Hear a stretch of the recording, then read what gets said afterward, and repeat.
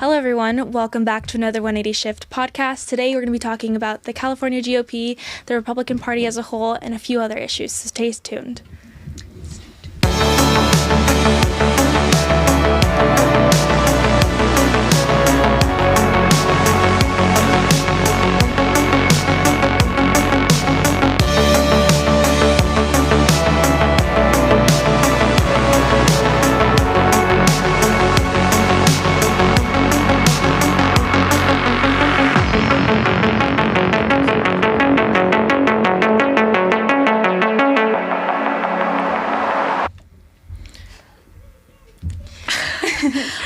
Hey everyone, I'm Ellie. And I'm Tara, and we are going to start off today's show. It's a very good show. We're going to start off with our boba.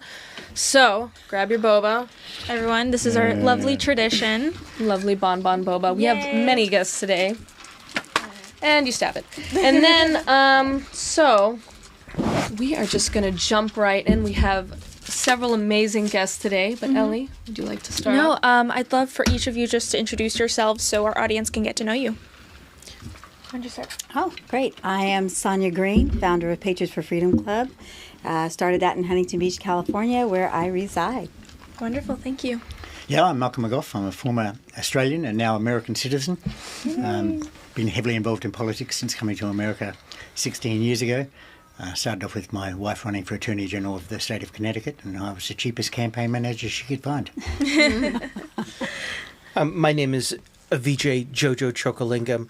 I was part of the successful No on Proposition 16 campaign here in California. They outspent us 19-1. We still won 57% of the vote.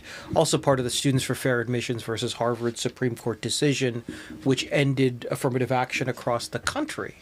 And recently that's been enforced by the Trump administration. Yes. So we ended 60 years of legalized racism against Asian Americans.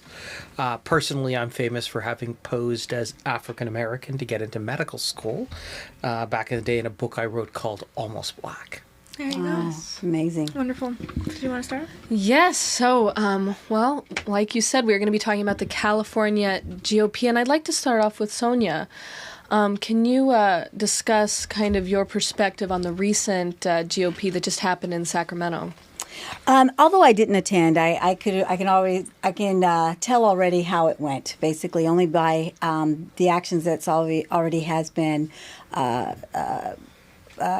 preluded to the event in Sacramento. We have a disconnect problem with the GOP. I've seen it. I ran for office in 2020, and I only ran because wonderful Gavin Newsom was trying to close down the beaches, and I thought, well, I can't. And I found out the city council was the one that outruled the mayor. So I was like, wow, they have a lot of power.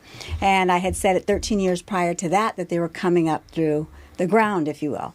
So when I decided to throw my hat in the race, and that was kind of between me and God, and he said, go ahead and run, and I tried to find someone else to run until I couldn't find anyone to run, and I jumped in. But what the huge problem that I said, and I'll just start with this, is that by the time it was said and done, we were already kind of on the ballot and everything. We had a Zoom call. 17 other people showed up. I thought I was running against all Democrats. I was like, whoa, look at all these Democrats.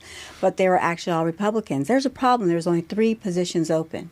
Where was the GOP finding the right candidates prior to, instead of just people just honestly out there trying to fight and protect their communities and protect our laws and protect our police officers and so on, children, especially in schools. And I thought that was just amazing that they weren't around. Well, I remember on the Zoom call, the gentleman asked, he said, well, there's 17 of us, there's only 3 open positions. Is there anyone that's willing to back out? I was the only one that raised my hand. Like, yeah, there's 17 people. Nobody. At that point, I ran against Tito Ortiz and things like that. Great group. And it was amazing that no one raised their hand. Well, then I decided to call it. I tried to explain it to everybody. I said, let's take the mature route there and let's back out, blah, blah. Well, anyway, the following Monday, I decided to call the same guy. I said, do you know who's at the top? Well, no. That's a huge problem. Why don't we have this information?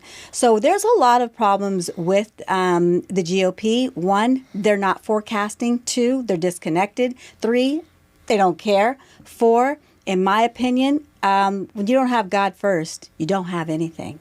When you're in a spiritual warfare, and which we are, and we're battling evil, do you think us as human beings that God created can actually battle this without God? Absolutely not.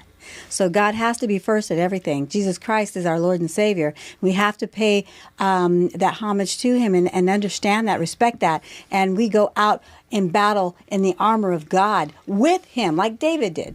He couldn't slay Goliath without him. So we're fighting a Goliath, if you will. Praise God, Trump's in administration. But we've got to get it together where we have to connect with people of all ages. And that means going out and doing outreach into areas such as schools, going into inner cities, educating these people. I would love to do that on a more broad basis and actually talk to different races and things like that and let them know that this is the real history here. What you're getting, man, that's fake stuff. So. Yeah. Thank you so much, Sonia. I think that's a great overlook into some of the issues we'll cover. Now, Vijay and Malcolm, you were there at the convention, correct? Yes. Right, both Yes. of you. Okay, so I want to know what prompted this conversation, because since then we wanted to do this. So tell me what you saw and just the current state of the GOP. Yeah, I saw a big disconnect with reality. Going back to 2016, there was here in California, there was over 330,000 volunteers on my books. I was a political and field operations director during that time, and we saw the excitement on the ground. But it was then known as the MAGA movement, just MAGA. Nobody understood the power of MAGA at the time. Going into 2020, the same thing occurred. The ground work done by patriots was massive. Again, this convention, what we saw was just an incredible fervour and excitement for what was happening around this country. But it was happening here in California. And to me, there seems to be a disconnect with what is happening on the ground and what is seen in the minds of the people that are running the California Republican Party. And I saw that with all the events when the candidates presented their platform. The support for the MAGA candidates was massive, and the contrast couldn't have been more stark between the MAGA candidates and what I would call the party candidates. So I think there is a disconnect between reality and what they want to believe. I think they still want to believe that they're in control of what's going on here in this state, and they're not. And unless they embrace Trump and embrace his policies, his platforms, then we're not going anywhere here in California, sadly. And we've got people that can do the job. The people that were presented as alternate candidates at the convention are incredibly gifted people. Those that finally won their positions, God bless them. Congratulations. But it was almost like we were disenfranchising a whole movement here in California because we don't want to believe the truth of what Trump is doing in this country. And that is, he's reforming this country from the ground up. And we need to be part of that ground game to take a hold of those reforms and embrace it and embed it into our organisational structure of California GOP. Amen. So, at the convention, I was the host of the Make California Great Again candidate forum. I had the opportunity to meet all of the candidates. I want to make sure these are not candidates for statewide office. They're candidates for positions within the California GOP, chairman, vice chairman, treasurer, secretary, etc. So they were candidates for positions. And I remember several years ago, I supported a specific candidate for California vice chair. I campaigned with her, but when I went around campaigning for my candidate, I made a point of whenever I encountered one of the other candidates, I would always walk up to them and shake their hand and say, whoever won, I wanted to support them. And it was in that spirit that I hosted that candidate forum for Make California Great Again. I really wanted to create a forum where everyone would be welcome. Everyone within the party would feel like they had the opportunity to get their idea, and that it was a positive impression, that they left with a positive impression of them and the party. I was disappointed that some of the candidates didn't come to my candidate forum and have the opportunity to speak. I certainly would not have ambushed them or tried to make them look bad or even frankly played favorites because I really wanted it to be a positive forum. One of several of the, I was surprised that several of the people who were not willing to go to that kind of forum. And I guess you might call several of the winning, quote unquote, establishment candidates, you would call them, we're not willing to go to a forum like that and just speak directly to the delegates of the party who had come to the convention and talk to them about their ideas and handle their, whatever they have to say. This now, again, it's never our intention to embarrass anybody. So I don't want you to say that, we're going to have some Lincoln Douglas style, some terrible debate where but you have to be able to be a spokesman for the party if you're going to be the vice chair or the chairman or this. And I definitely noticed that I was a little bit disappointed that some of them did not appear at candidate forums and they were given the opportunity to present their point of view and why we should vote for them. And they declined that opportunity and still they won.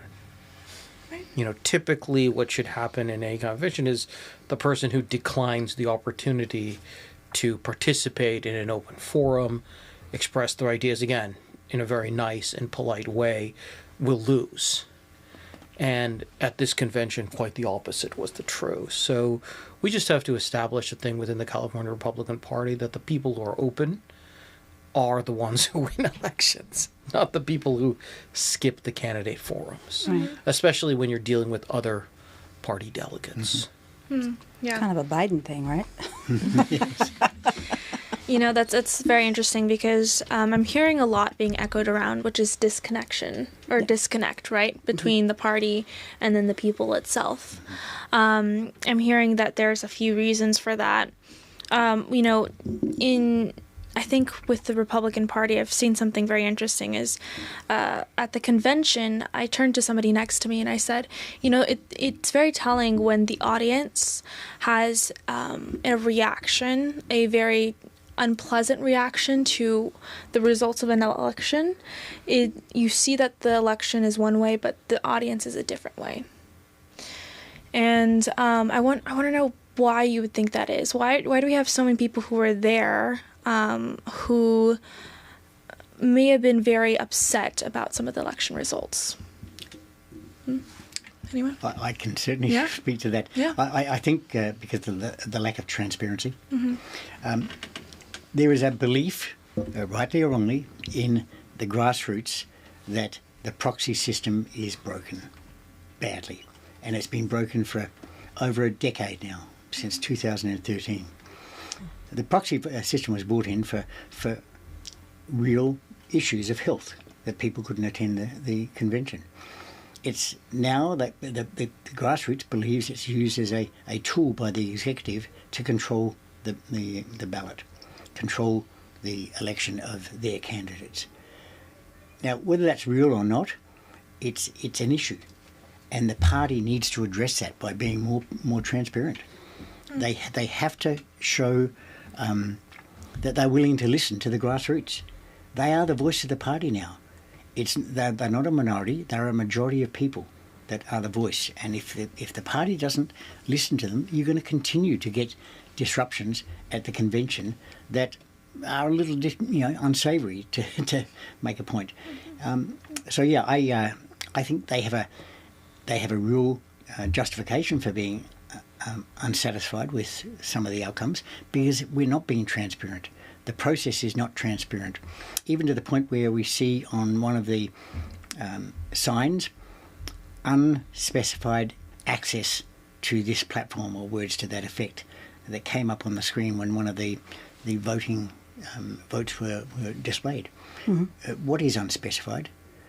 Unknown participants is the words that were actually used. Unknown participants have access to the platform. That automatically puts a doubt in your mind. And if you don't address it straight away, you're going to continue to doubt. And you're going to continue to worry that this democratic process that we're involved in is not for the people. And as I said many times, the delegates, I believe the delegates have lost their voice. They've lost their voice because I can't remember a time when a vote from the floor has got up.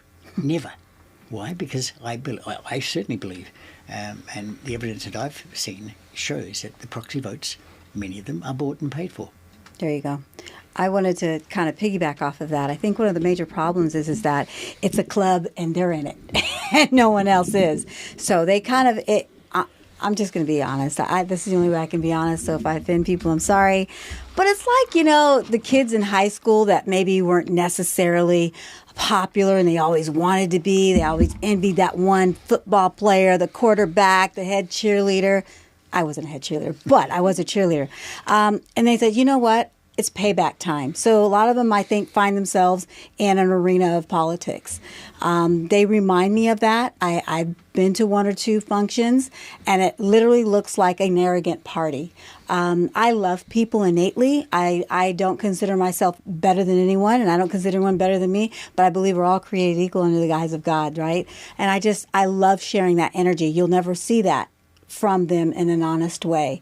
So I think that the problem is innately within themselves. The people that are being picked to hold those types of positions are typically the same type of personality. If you have a bad manager that just, secretly hates people, he's going to hire the same people to work with him. So they share the same hate, which is the same vision. So in this way, they lock it up because they feel like they're having some sort of power. They know their power is a little bit less or a little bit more less than the Democrat side, but nonetheless, they have some sort of power. So they're walking around like the emperor without clothes. So this is why we have a huge problem. We have the wrong people that are in there. We need people that are grounded. We need people that are sound mind. We need people that look like Trump, like Malcolm. We need people that understand all age groups, rather they're in junior high all the way to universities being conditioned to think one way, and we come in and say, hey, look, let's have a conversation. Now, a lot of them aren't ready to have a conversation because a lot of them, don't understand a lot. I get that too. But I'll be darned if I let them go, just like, Jesus, hey, if that one little sheep got away, he's going to try and fight for him. So I think that it comes back to being grounded, having the right people in those positions. We don't have the right people in those positions. You're going to constantly have these problems, and they're going to constantly get higher and higher on their clouds and live in their glass castles. And I could throw rocks at them. So look, the bottom line is you got to win. We're talking about how fair is our internal proxy system and all this other stuff. Have we won? And if you look at the last election, we lost seats in California in Congress, and winnable elections, even as President Trump expanded his majority. We made no progress in in the legislature, even as President Trump expanded his nationwide minority, including in California.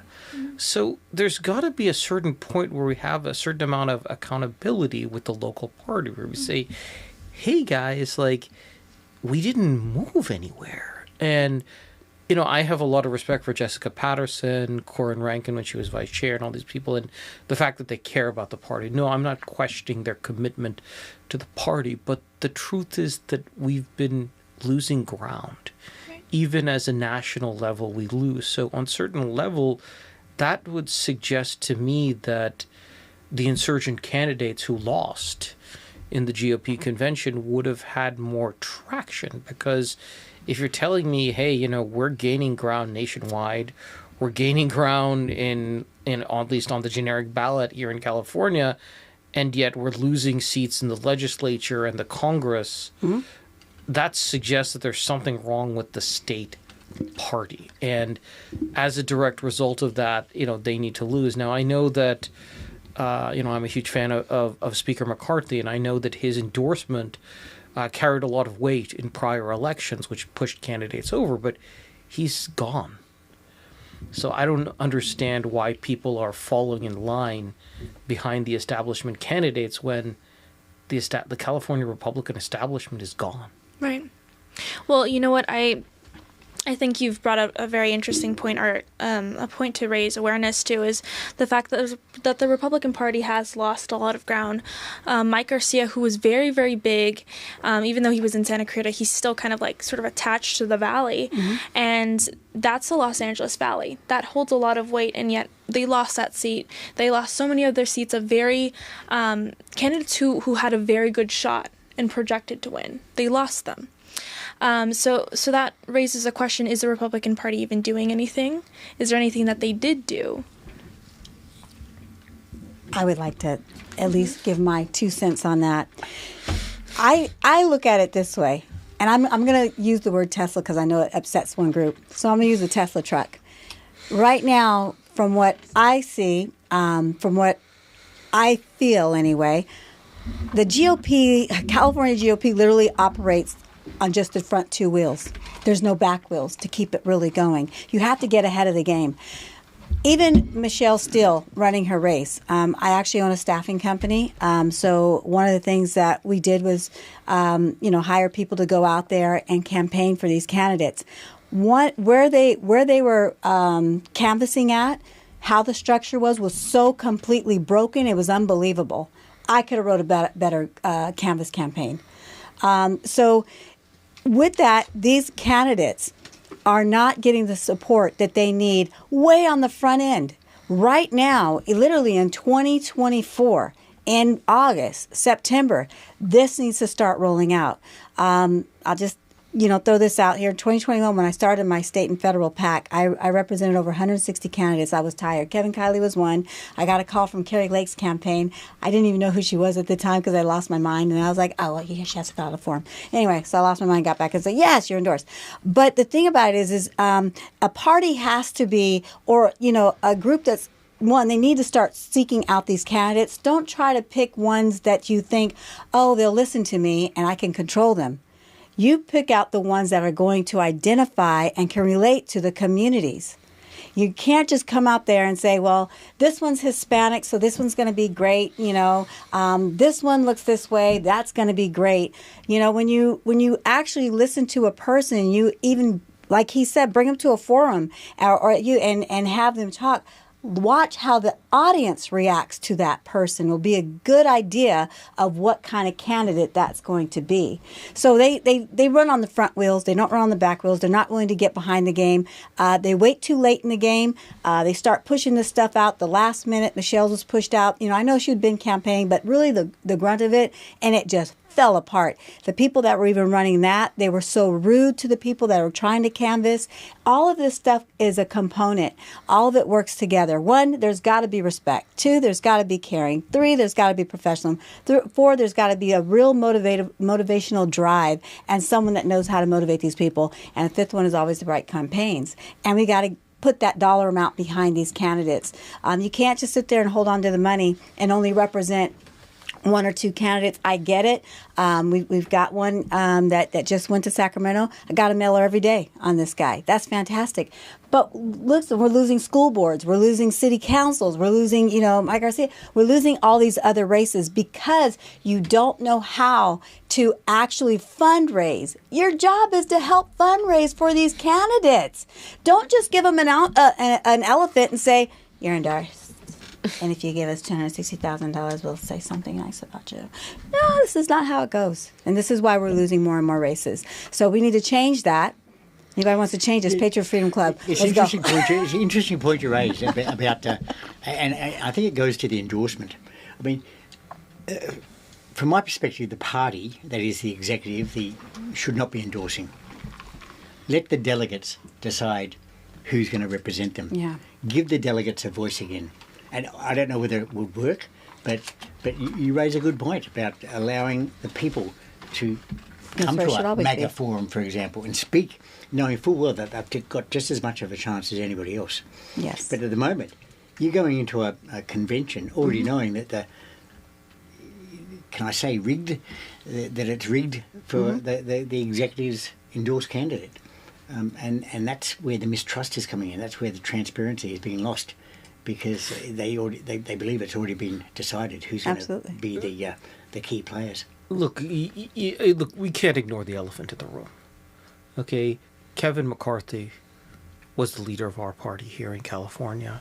And I know he's not popular with certain Republicans, the Matt Gaetz, I always pronounce his name, the Matt Gaetz crowd.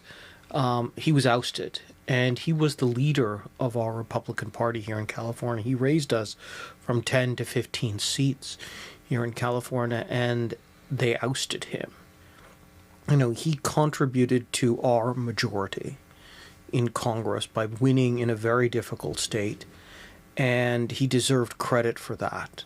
And considering the narrowness of the Republican majority in the most recent Congress, I think that they should have credited him for bringing the majority. So we cannot ignore the fact that, you know, in other regions of the country, the leadership of various of factions decided to move against McCarthy, knowing that, you know, that he had fought he had narrowly won a majority in the Congress for the party right here in California. And, you know, we often talk about K Street and in Sacramento and all of the backroom bargaining that goes on over there and the donations, but he brought the financial support that the party needed. And in many ways, the betrayal of the national Republican Party going through this whole thing, dragging us all through this. Now, I happen to like Speaker Johnson just like I liked Speaker McCarthy, but every single time that Speaker Johnson came to California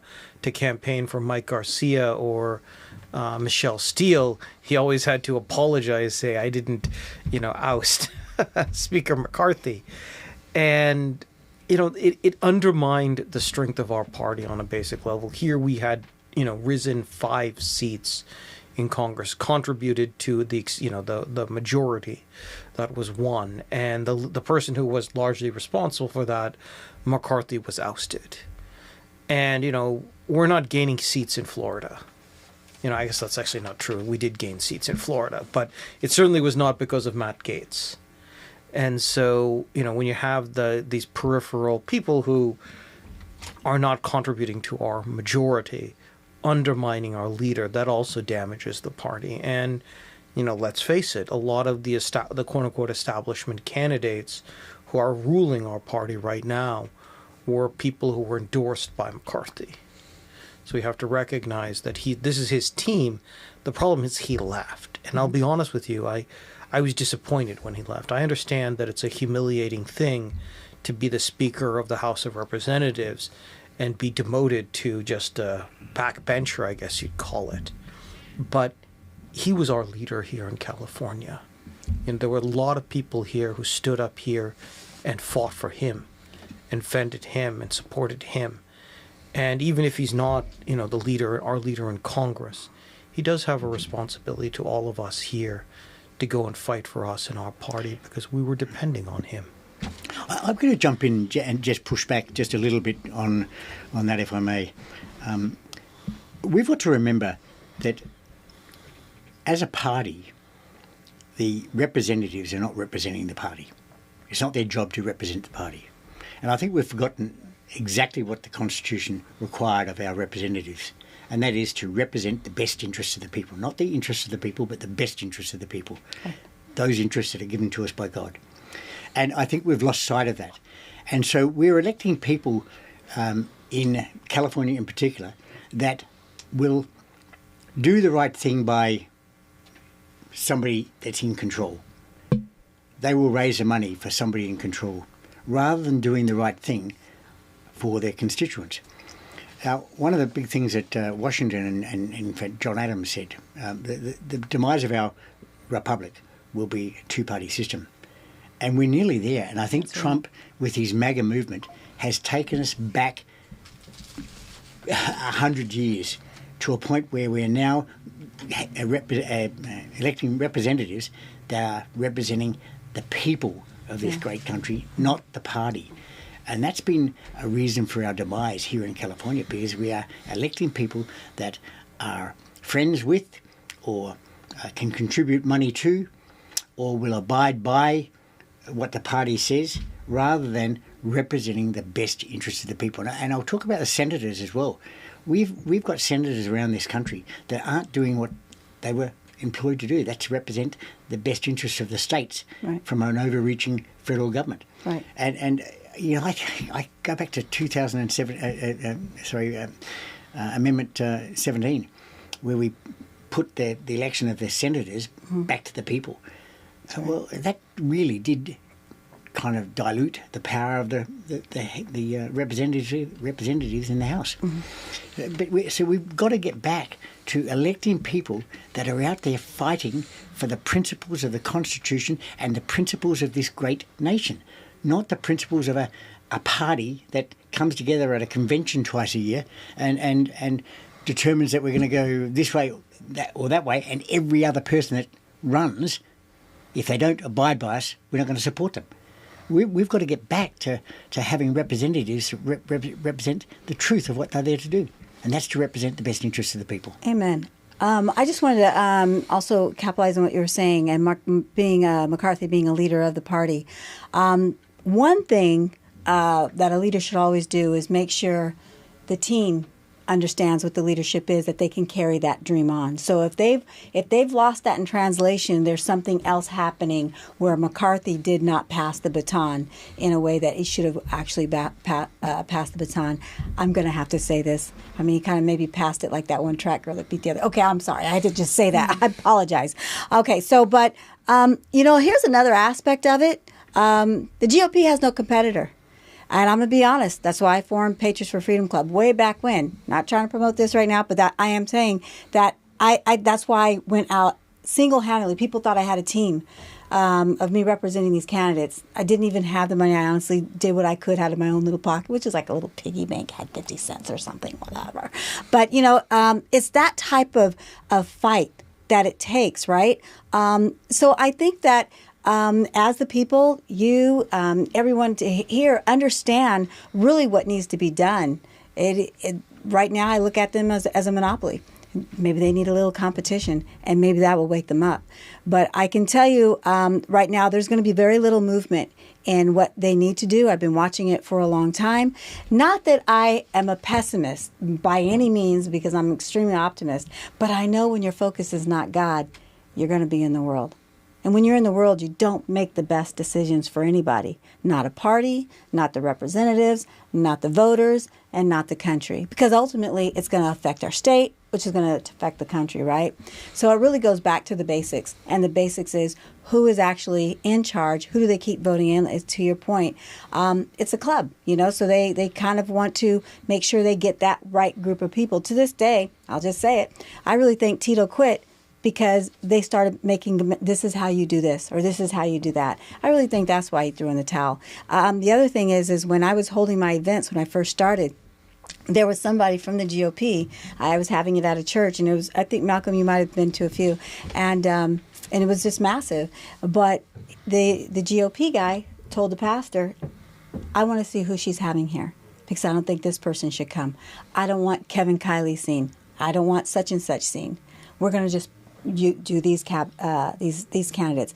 And that's what I liked what you were saying. Everybody was open, so the people could actually see, and that was what I was doing.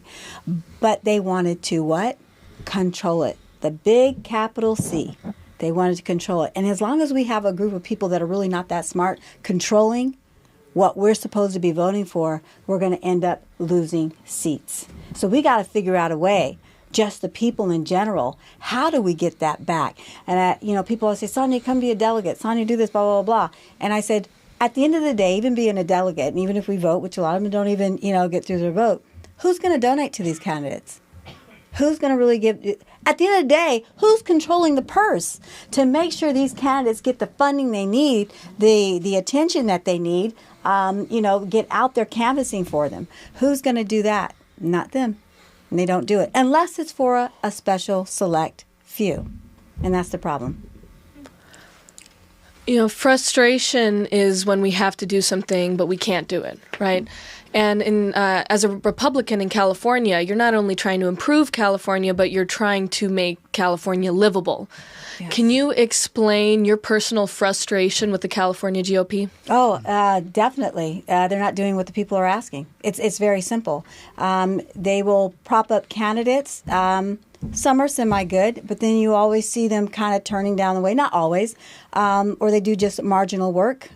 So that becomes extremely frustrating when you know Billy Bob, who was running and only had a fraction of the money, but he was going to get in there and he's going to change policy. We're going to lower, there not enough, they'll reduce regulations for businesses, lower taxes, make sure the police are protected as well and doing their duties and things like that, and making sure that criminals are going to jail if they steal, right?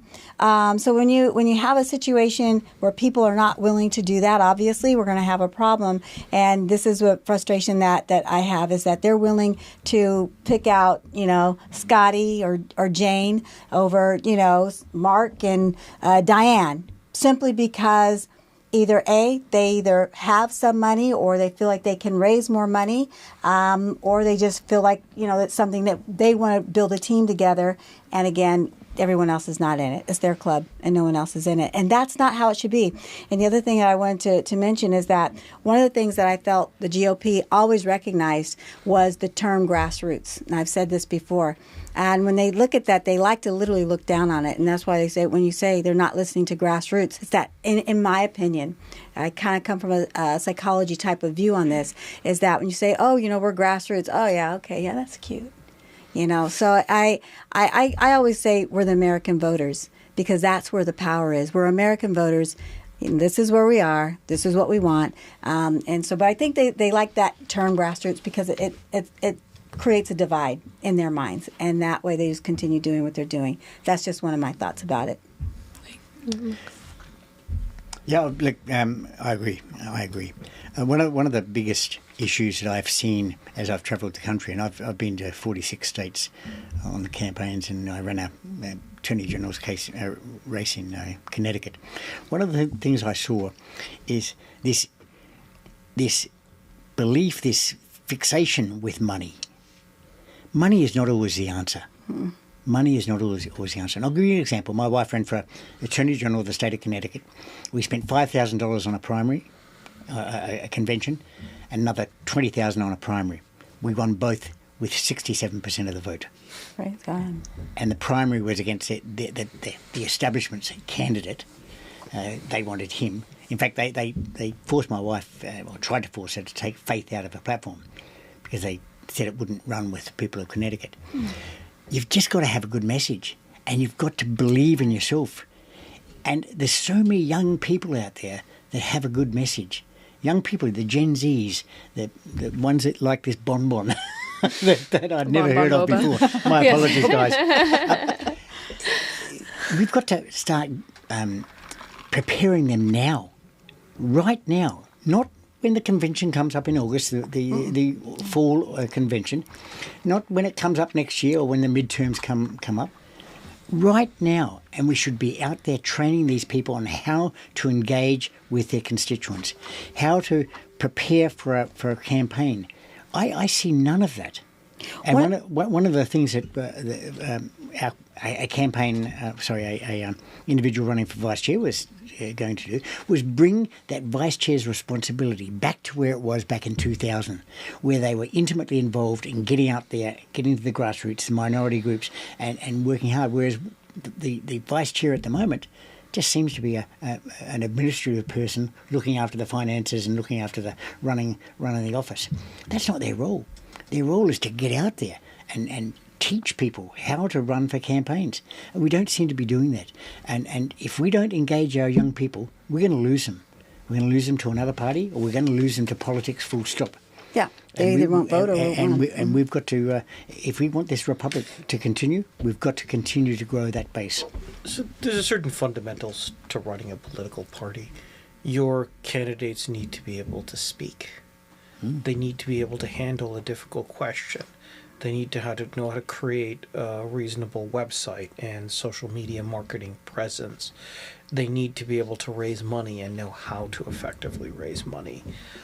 They need to have recruited for the party, and I'd like to see more of that done by the party. There's this great new invention, ChatGPT,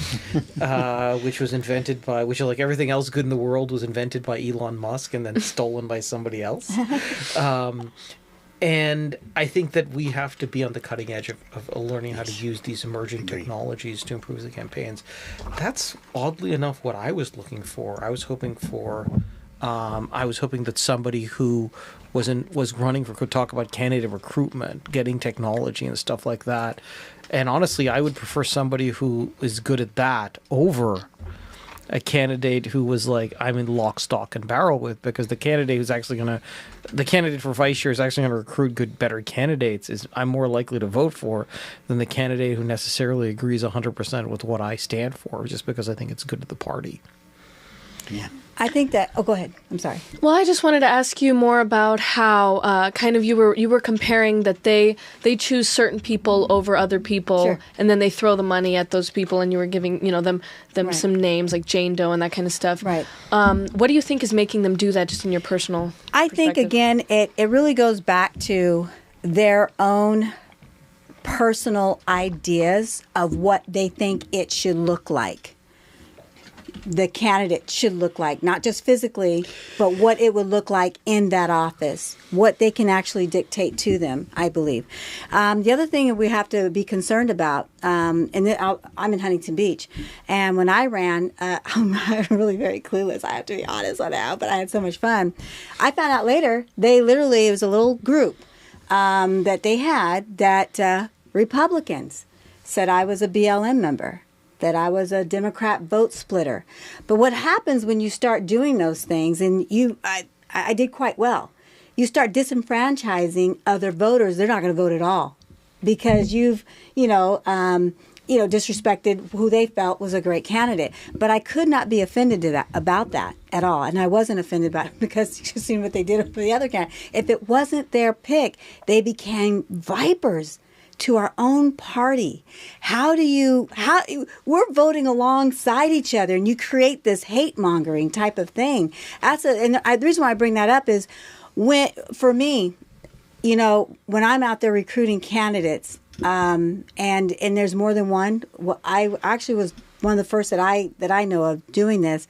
I would call candidates, whether from state, Congress, or whatever it was, and I'd say, look, we've got you and we've got this other person. You're very valuable. I don't want to lose you. Can I move you to this position?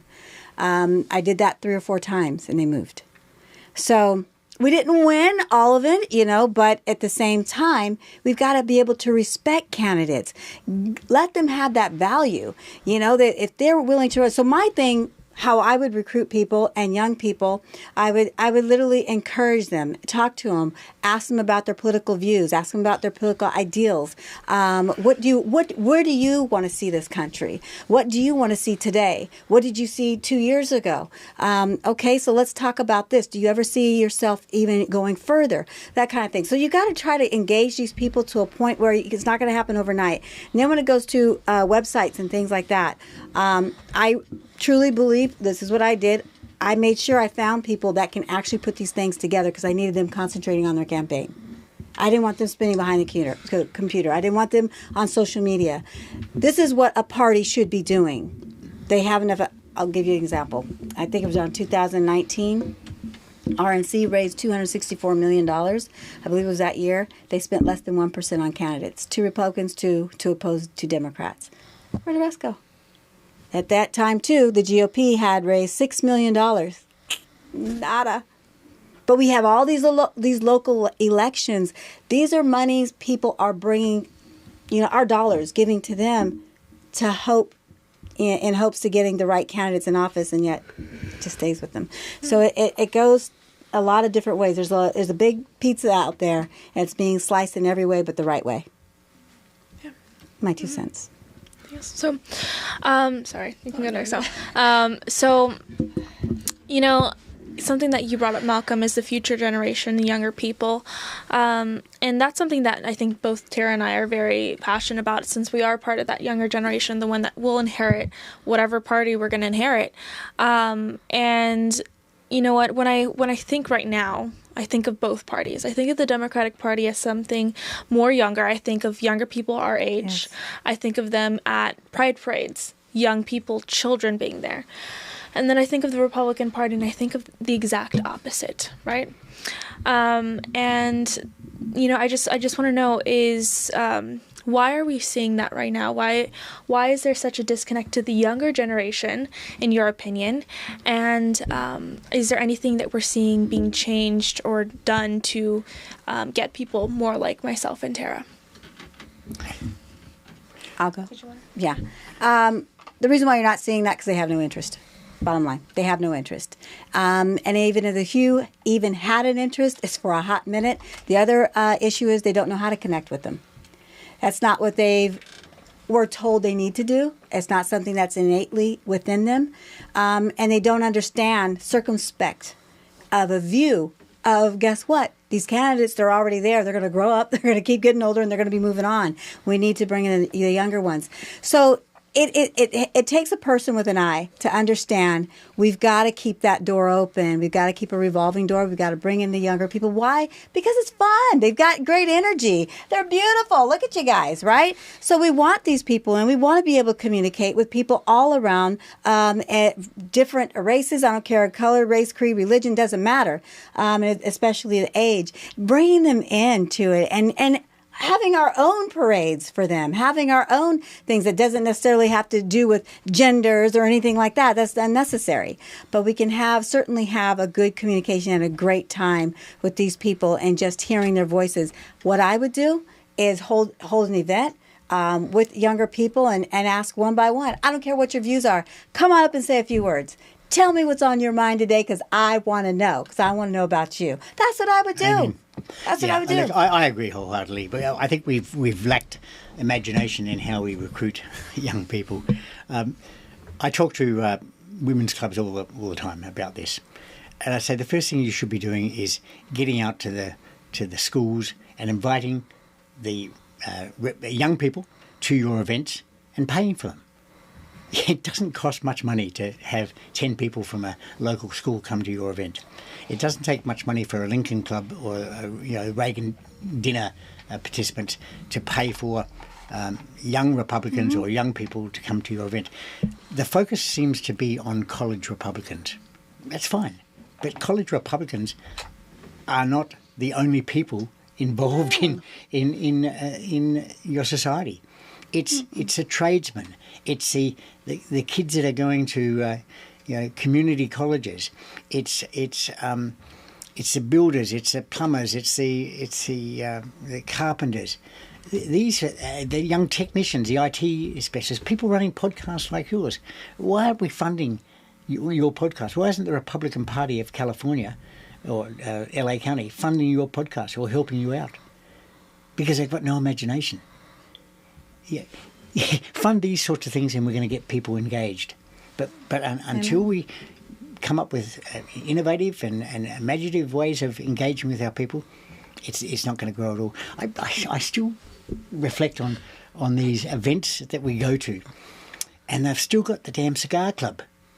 Get rid of the cigar club, for Christ's sake. I mean, that's old school. It's like the plantation. Yeah. It just blows my mind. Rance Priebus came to Connecticut back in, I'm going to say 2012, one of the presidential elections, and the Republican Party of Connecticut organised this big event at this massive restaurant, and it was a cigar event. Mm-hmm. And I'm thinking, we've got young college Republicans coming from Colorado, from Maine, from New York as guests, and they're young college Republicans.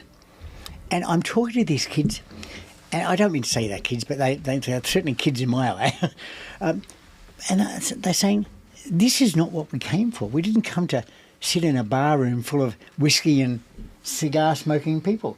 And it's giving these young kids a false impression about what the Republican Party is all about. Get back to reality. Get back to what they believe in. Get back into talking to them, having technology clubs or whatever it is the young people are interested in. Yeah. But they're certainly not interested in the cigar club. And what we're doing there is we are moulding the next generation of college Republicans into the very image of the people that are running those cigar clubs. Very shrewd and stuck-up people. Yeah. That's what I see. Amen. We look in all justification of what happened. Trump did better among young people than anyone wonderful. expected. Yeah, he did. So Yeah, he we did can't great. say so. Like we have this That's the MAGA vision. movement, though. Yeah, the MAGA movement. We have this vision of what is a Republican in 2025, and it's an ambitious young person who wants to start a successful business, have a successful career, drive a nice car, live in a big house, have a successful future. And I think it's a vision that a lot of people relate to. I personally have been heavily involved in Students for Fair Admissions and anti-affirmative action and anti-DEI stuff, which is incredibly popular with young people because a lot of people know what it's like to get rejected from a university like UCLA or a job because, frankly, of the school's DEI policies. So I've noticed that definitely that's something a lot of young people can relate to. So this idea of a young Republican as a smart, hardworking, entrepreneurial man or woman who wants to, live the benefits of our society in many ways, in some ways modeled after President Trump and his family. I think that is the future of the party. I agree. So And so we need to present ourselves as the party of the ambitious young person who wants to do something with their life and understands that socialism doesn't really work. Right. That it hasn't worked. It didn't work in the 40s. It's not going to work today. Right. And it's not going to work tomorrow.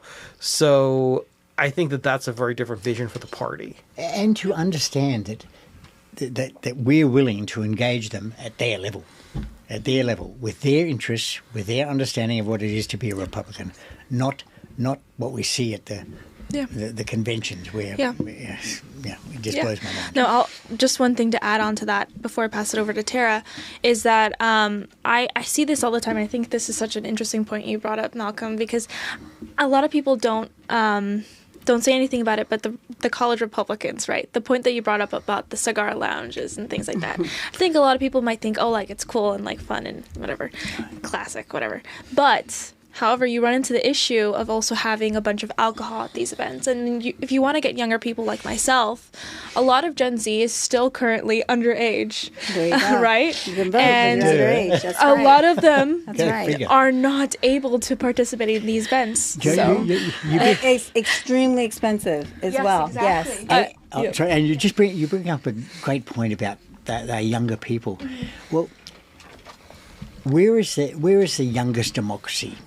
It's at the school boards. Mm-hmm. It's the local boards of supervisors of the towns. It's the local medical supervisor. It's at that level. Why aren't we growing our party at that level and engaging with the people that want to run for those offices? Because it's those people that will become the assembly people, the senators, the congressmen, the US senators, president, maybe.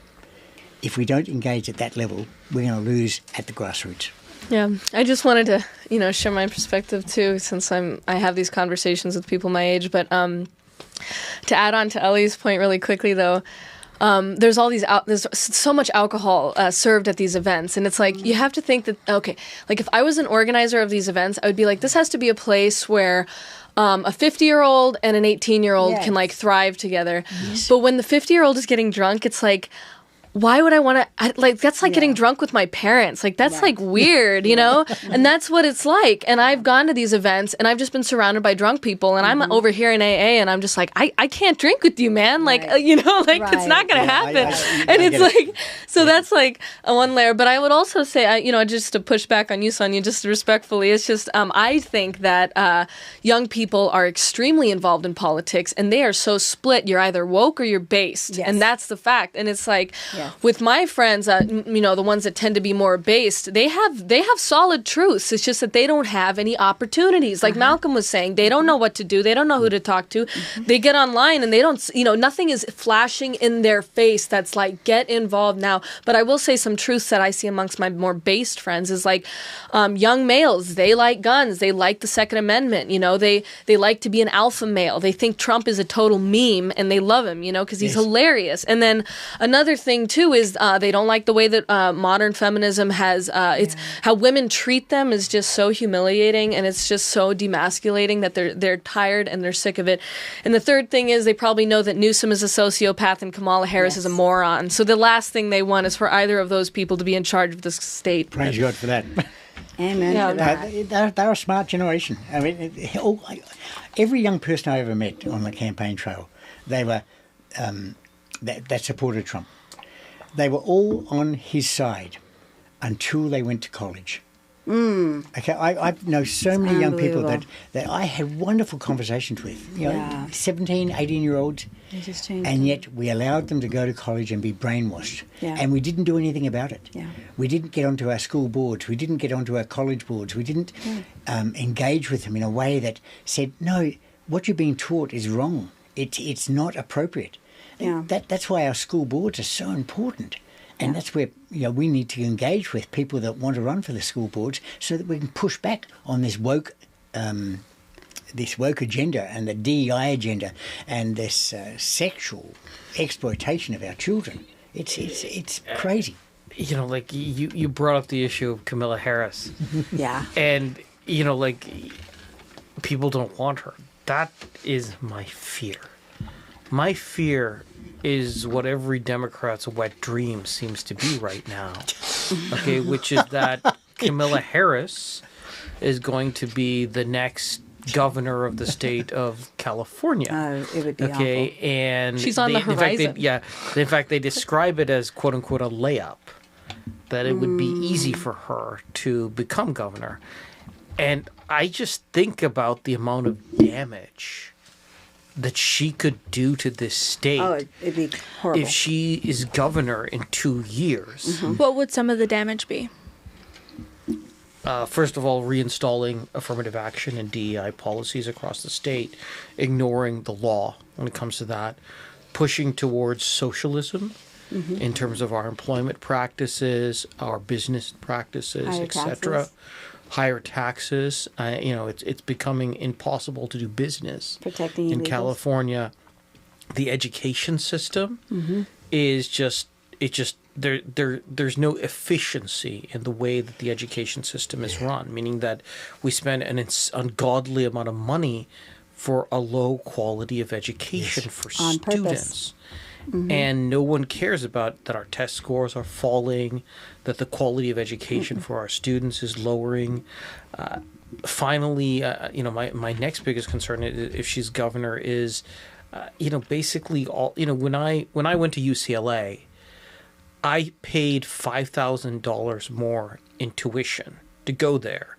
As someone from Massachusetts who came to go to California, than an illegal immigrant who came across the border from Mexico as a U.S. citizen. And I was shocked by this. And basically what's happening is my education dollars are going to pay for education for people from other countries who come to California to get free education. So it's not the cities, it's like illegal people are coming into California to get free education at the government, and it's incredibly poorly run.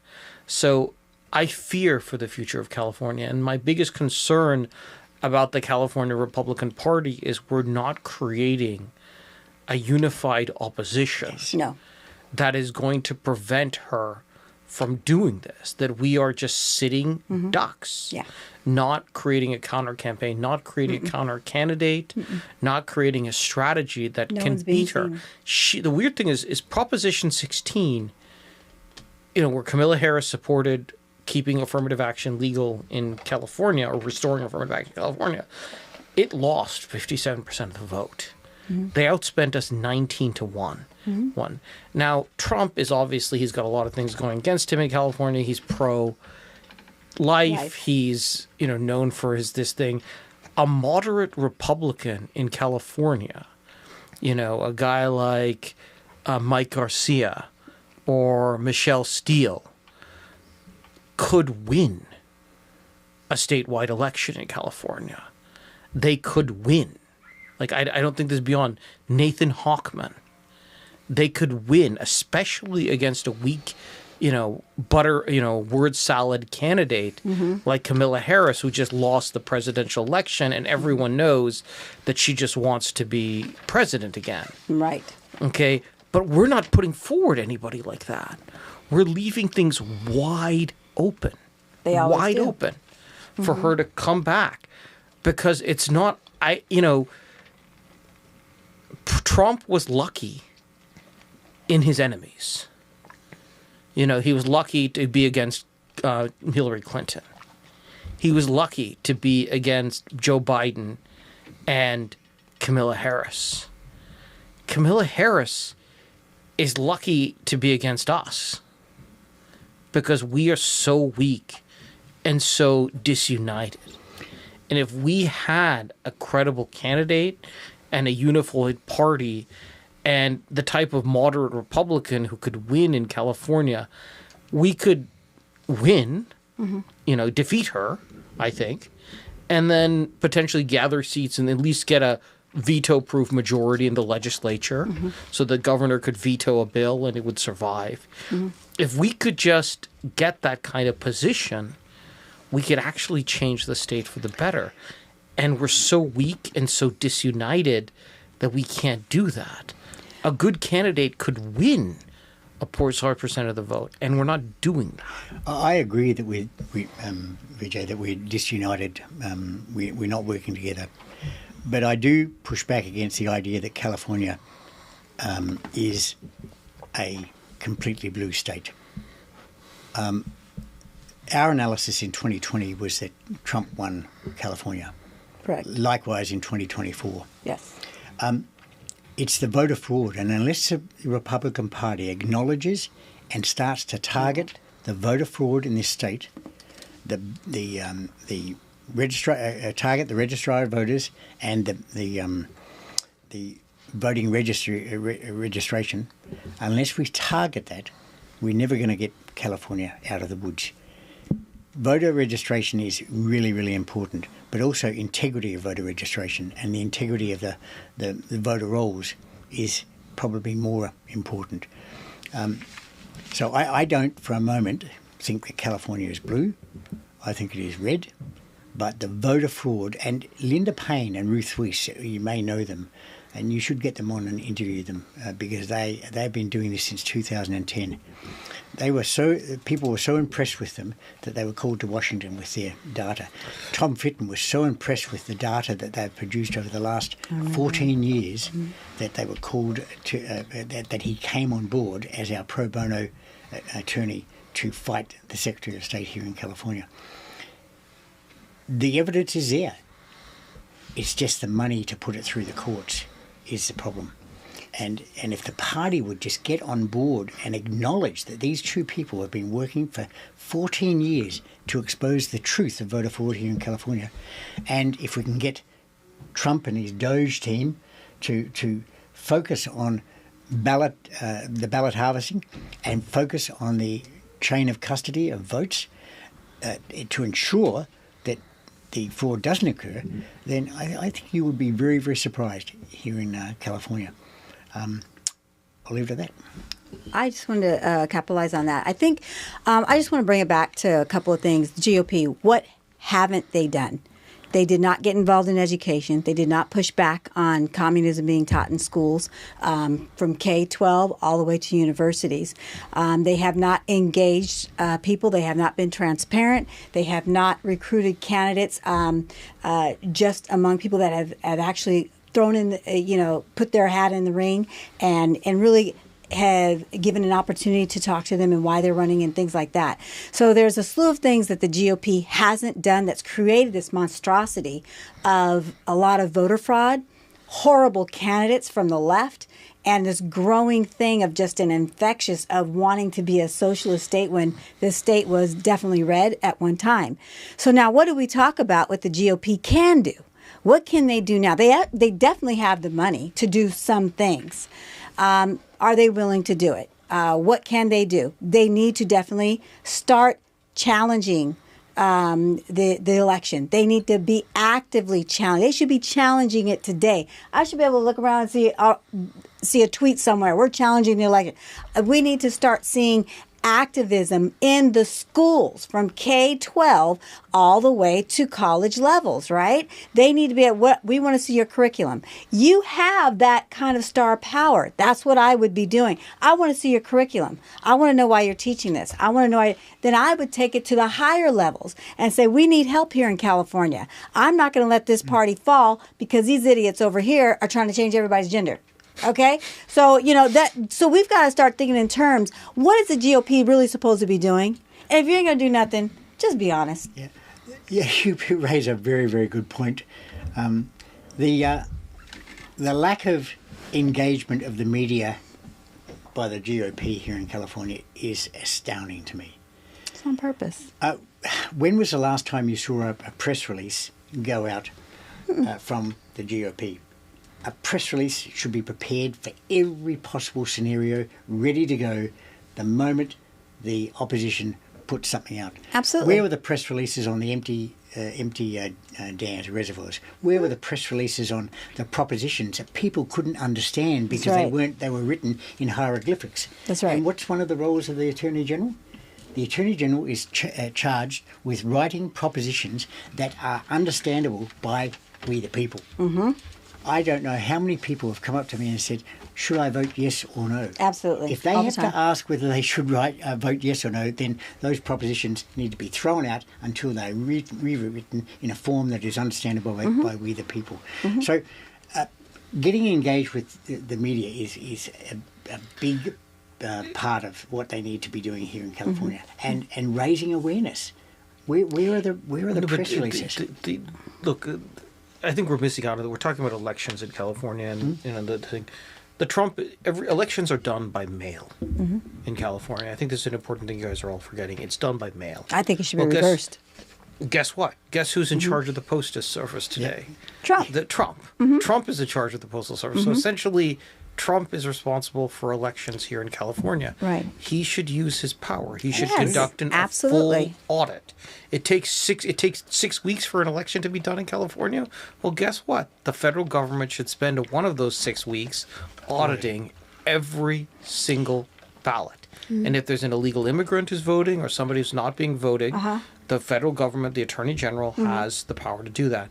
There's a law, the Constitution says that there has to be a Republican, small r Republican, form of government in the states. And he should exercise his power to audit the California voter rolls, to audit everything, do a forensic audit. If there's anything going on here, remove it. And he's got to start now, because if we wait until November of next year to do it, it'll be too late. He's been elected. He has an Attorney General to do that. The Attorney General needs to act now to use the power that he has as president to audit it and make sure this doesn't happen anymore. Well, I agree with you. But the premise of this whole debate was about what's the GOP here in California up to.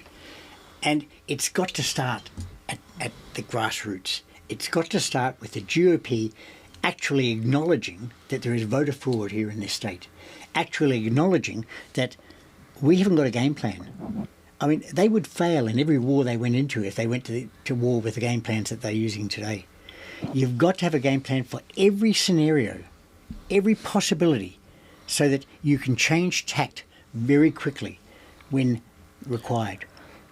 But, I mean, from what I'm hearing, it sounds like the core people who are in charge of these decisions are acting kind of tyrannical. So it's like, don't they just kind of flick off any grassroots effort that happens? I mean...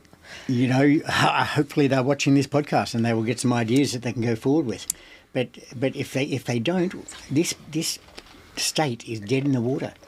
because we don't have an effective opposition. And we don't have an effective opposition is because we haven't got a game plan, and we haven't got people engaged and fighting back against the media, correcting the media when necessary, being prepared with press releases when things turn to whatever it's called here for the Gen Z. What do you call it when it turns to? When it turns to Yeah. Yeah, that's the one. but we don't have a game plan. I honestly, I'm shocked that we don't have press releases going out every day of the week. I'm not shocked. I'm not shocked, and I will never be shocked, because what they have been doing is what they have been doing, and which they will be continually doing. There is no change. They refuse to change. They've got their little pocket. This is what they're going to do. And as long as they keep people entertained with the idea that they might have a chance to change it, they're going to keep doing that. So the reality of it is, I'm going to be honest with you. Sorry, I know it may sound pessimistic, but I'm about transparency. They're not here to change. They're here to keep it the way it is. They're okay. They live behind little guarded gates and things like that. They're good. So it's up to the people here, and they could care less about that either, for us to continue fighting with our own money, all this stuff, while we're donating money to an organization that's supposed to be helping us. So we have a standard from these people that they've already got it set in stone. This is what I'm going to do. This is what I've been doing, and this is what I'm going to continue to do. That's what they do. So what are we going to do about it is really what's going to come down to. What can we do about it aside from them? See, we've got this emblem hanging over our head. You've got to do something. But how big is that emblem really? How powerful is that emblem really? We are the power. So if they're not going to do it, which they're not, we've got to get out there, find a way, mobilize, and get it done ourselves. Well, we can put our own little emblem, but, if we have to have an emblem. Well, and I have a question, too. Like Vijay was saying that the federal government, the Trump administration, needs to step in and sweep this mess up. But, is that actually, of course California is on Trump's radar, but is there anything happening? When President Trump came to California for the fires, he brought up the forum and he said, I will only give money if California implements voter ID. That's right. But he didn't take it a step further. And don't get me wrong, President Trump is fighting a lot of battles here. True. He's fighting DEI, he's fighting the deep state, he's fighting against all sorts of things, national issues. But he's got to segment a portion of the Department of Justice and set aside a bunch of people for whatever reason, and their job is to go into California and New York and check out what's going on with the voter roll. Okay, and clean up the mess. And just the fear of federal intervention, because the consequences are so horrific. Because a great team. It's if you were to pick through the California voter rolls, the amount of illegal immigrants you would find there, okay, or legal residents in this thing, you would deport half of California. Absolutely. The threat is so powerful, but I think that what happens is Trump is trying to fight so many battles at the same time. But he has to say, look, we need to gain seats in California. So how do we get him to do that? We convince the administration to set let me pose this question. This is one question I've been meaning to ask. Okay, so when they did mail-in ballots, that was during, quote, the COVID era, right? So it was under an emergency act, wasn't it? Can he literally do an executive order to now remove that? I don't see why he can't. The question is, will he? Well, why don't we pose it to him? Federal elections are different to state elections. Okay. And the state have control under their constitution of the state election. But didn't he ban men in sports, even through a state level, getting rid of DEI programs in state levels as well? I think that's because that goes against the U.S. Constitution, which is it's actually not the Constitution, Title IX. Yeah, well, Title IX, which is Title IX. Okay. Which is part of the constitutional framework. Okay. There's a law that said basically that if Title IX is that there's a law that said that educational institutions cannot get funding unless they comply with certain requirements for providing opportunities for women and men in education. And so essentially what he said was by providing transgender sports, you were restricting the access of women to education. As a result, we're just not going to fund your state institution, which is a huge, basically none of these institutions can function without federal government support. So, for various reasons. So that's that. But just appointing the equivalent of a special counsel in New York, in California, in Vermont, in Massachusetts, in all of the sanctuary, a separate, special counsel in each of the sanctuary states and cities to essentially clean up the voting roll. That is ultimately, I think, the key to win, because when you suddenly have a level playing field in places like California, people like Mike Garcia and Michelle Steele have a chance to win.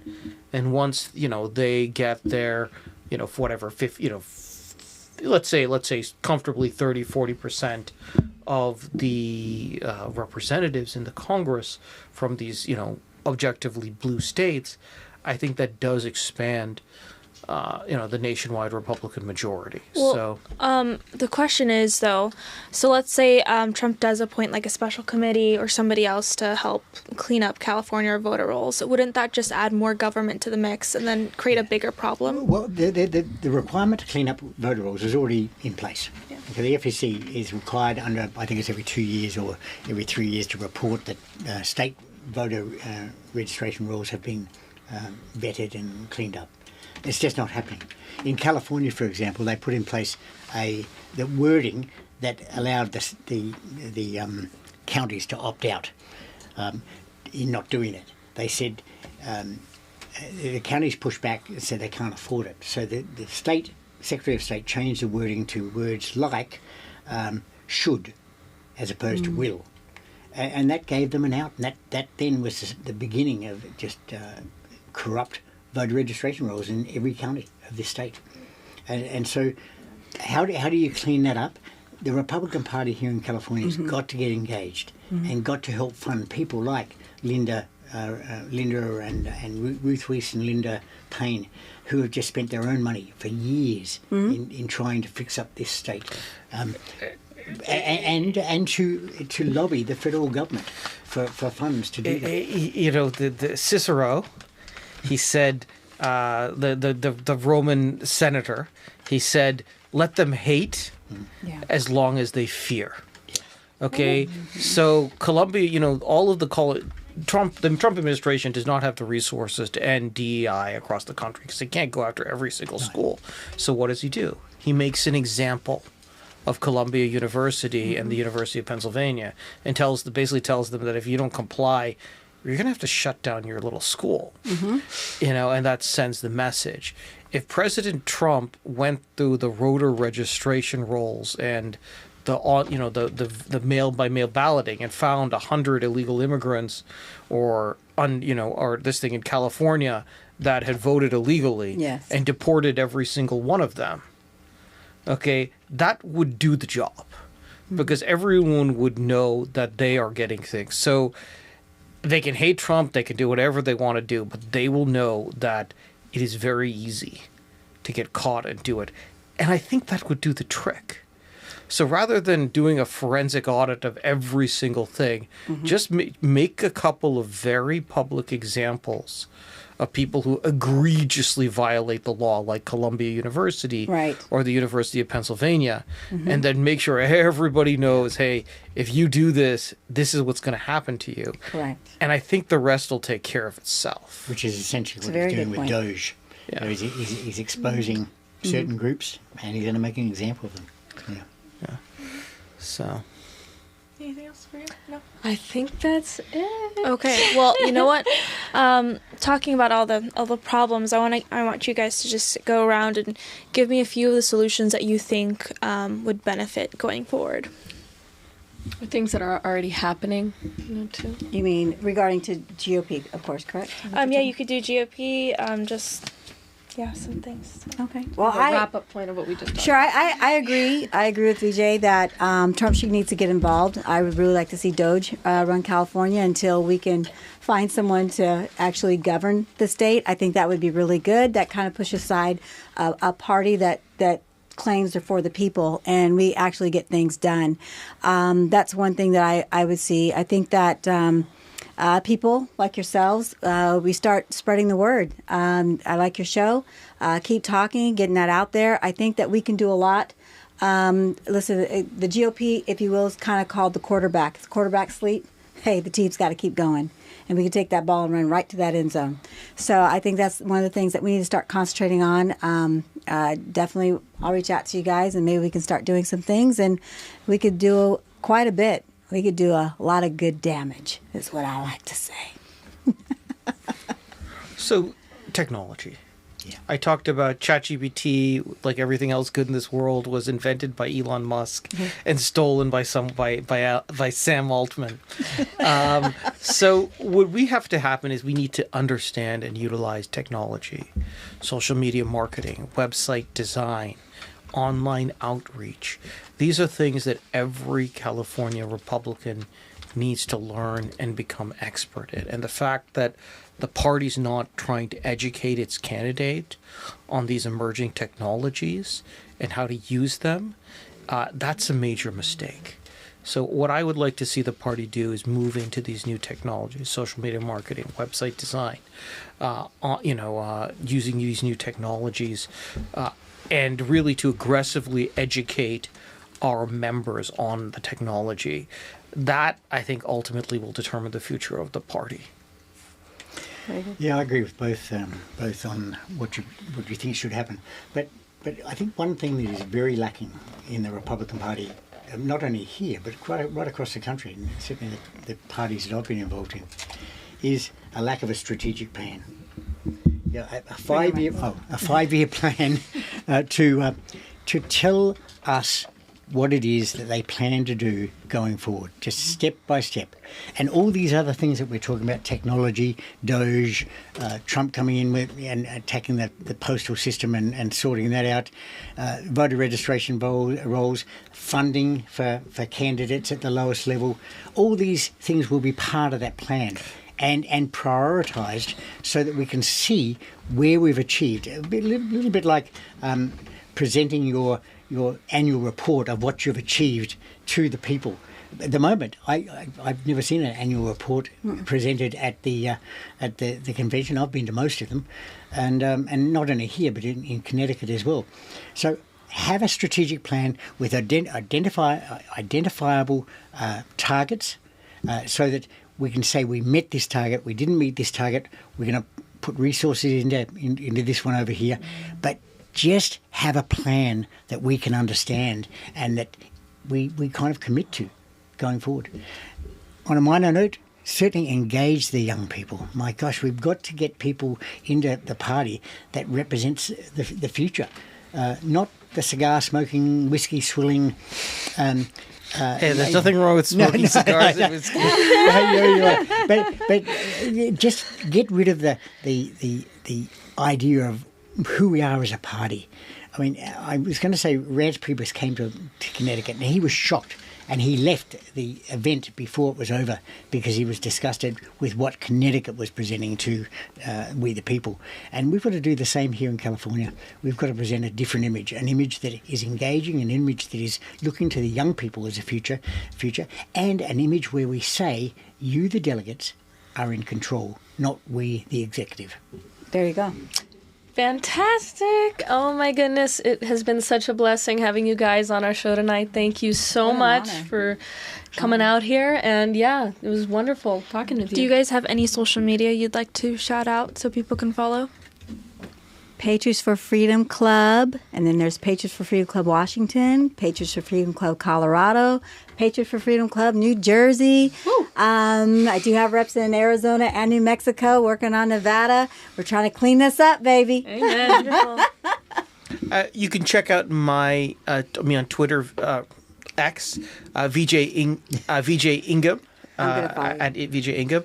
Also, you can check out my website, almostblack.com. Mm-hmm.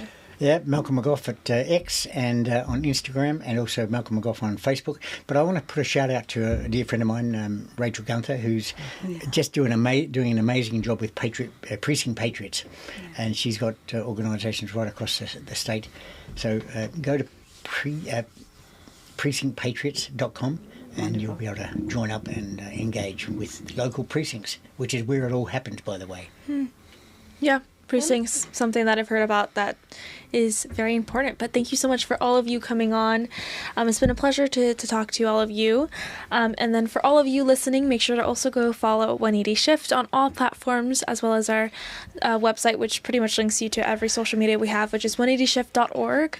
And we hope to catch you next week, right? Yep. Okay, sounds great. Okay, we'll be back with another episode soon. Thanks very much. Catch y'all next time. Bye-bye. All right. What an honor to be on your show. Thank you so much. Thank you. Really. This was wonderful.